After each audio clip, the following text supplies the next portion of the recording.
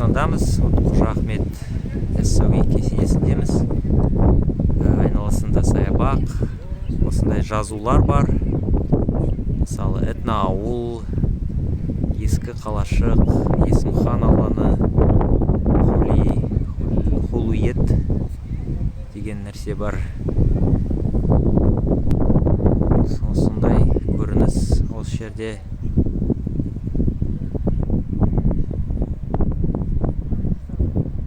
Мынау шілдехана 11-12 ғасырда салынған, ескерткіш мемлекеттік қарауында.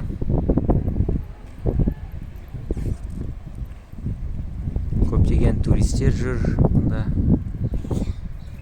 Мынау кесененің өзі Қожа Ахмет Яссауи. Әдемі орнаменттер, сыртында қазақ стилінде арабша орнаменттер кейде. Көбінесе қазақша, түркі тілдес стилінде жазылған ою өрнектер әп-әдемі салынған.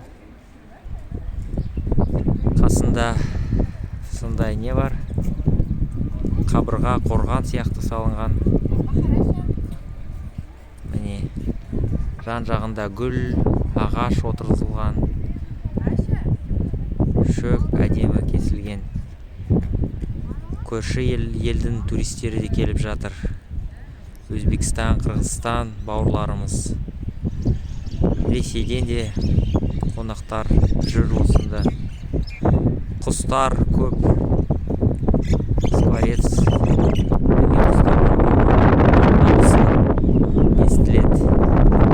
Арт жағында ескі кесене. Қазір оны бөлек түсіреміз. Міне осындай бейне түсірілім сізге.